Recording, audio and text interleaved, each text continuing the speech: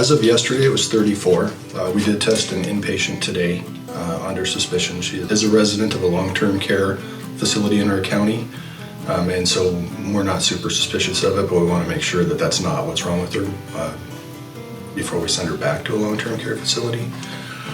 Part of the reason people have been asking why our numbers are so low testing-wise, I think the simple fact of the matter is it's population.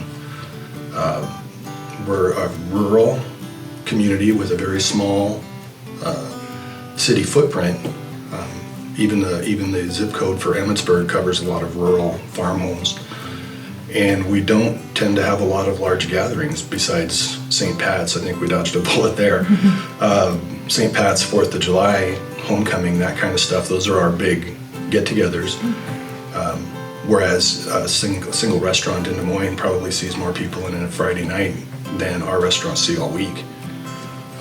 So I think that's part of the reason. I also think that people got on board early with social distancing, making sure that we're washing our hands, doing all the stuff that was recommended what seems like a year ago, but was really probably only 2 months ago. So yeah, and we haven't had a lot of patients present. The IDPH guidelines for testing were very strict at first because of the limited number of tests.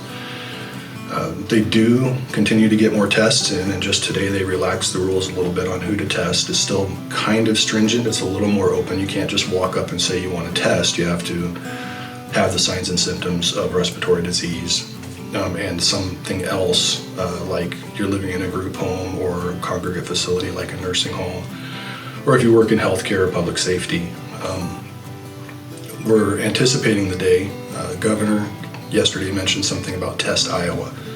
It's going to release details on Monday, this next Monday or Tuesday.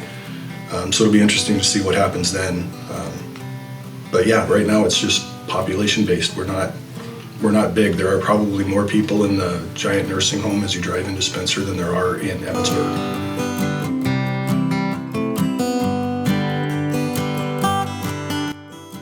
No, so far everybody that resides in our county has come back negative.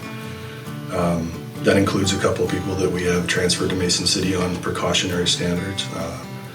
And as far as I know, even the counties surrounding us haven't had any new ones recently. So we're still at 2 in Clay and 1 in Kasuth.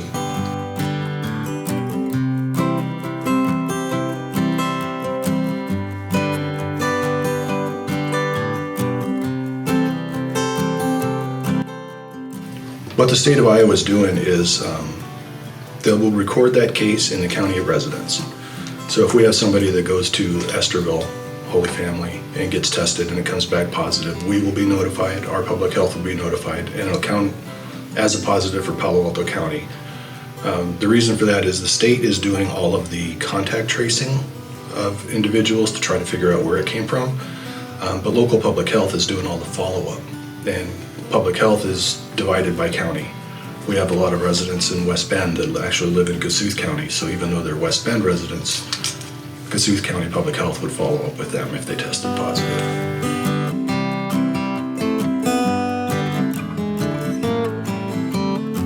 That's a really good question. That's the question of the day, really. We don't know yet. Other coronaviruses can cause mild illness after the initial presentation. So catch it once.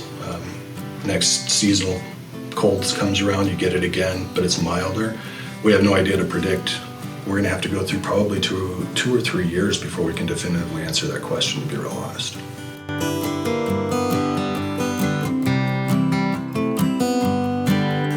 As part of the network, which is really awesome, we have all these network hospitals, including Mason City. Prior to the event actually happening, they did a lot of planning. Mason City has ICUs and ventilators. The big concern with the coronavirus was the respiratory compromise, people having to be on ventilators for a long period of time. That's simply nothing we can handle. So the idea was that all of the network hospitals, Algona, Britt, and the ones on the other side of Mason City as well, would designate Mason City as the COVID treatment facility. They have more personal protective equipment. They have ICU capability if a patient deteriorates rapidly. The danger we thought there was, we're an hour and a half away if we have a crew on hand to get to Mason City, and if somebody starts to deteriorate, that's an hour and a half that that patient might not be able to spare. So just for safety's sake, Mason City agreed to take all of the COVID patients, and then what we would agree to do as a network hospital is we would take general medical patients from Mason City. So it's inconvenient that we'd be shipping people 90 miles away, but somebody that's recovering from an emergent hip fracture might come to our hospital and live in Mason City. So it's kind of a give and take. We just thought it was best not to take any chances with COVID-19 and make sure that respiratory patients were in a place that they could be treated when they needed to be treated. We could still handle everything we always were able to handle. You know, a simple, non-complicated pneumonia, skilled care after a heart attack that you got treated for in another facility. You know, we're still business as usual. It's just the danger with COVID was the rapid deterioration, and that's what we wanted to make sure that they were in the right place to get that handled.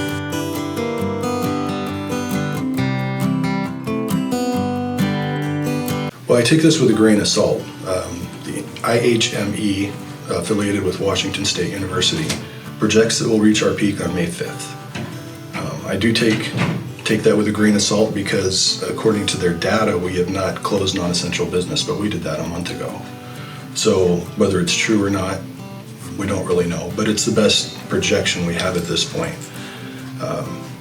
That being said, the good things about that is even with the questionable data, we're not going to have a hospital bed shortage, we're not going to have a ventilator shortage, and we're not going to have an ICU shortage in the state of Iowa.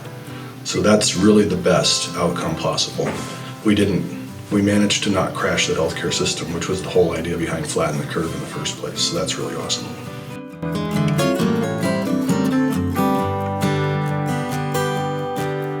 Wearing a mask in public, even especially like a homemade cloth mask like has been recommended, is not so much to protect you from somebody else, it's to protect other people from you. If you're non-symptomatic and you're wearing a cloth mask, if you do cough or sneeze inadvertently without time, because it happens, they sneak up on you sometimes, without being able to get to the crook of your elbow or cover your cough or sneeze in other ways, what it's doing is preventing those droplets from leaving your immediate face area.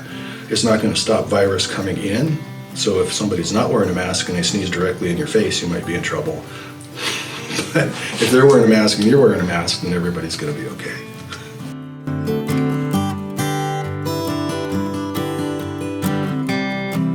No, and I'll explain why. Wearing gloves actually gives you a false sense of security. You may not be touching objects, but as long as you're practicing good hand hygiene and not touching your face, as long as you have intact skin on your hands, that's the best protection there is. The problem with wearing gloves is if you touch something that's contaminated with anything, then you touch something else, you just spread the disease, whatever it may be.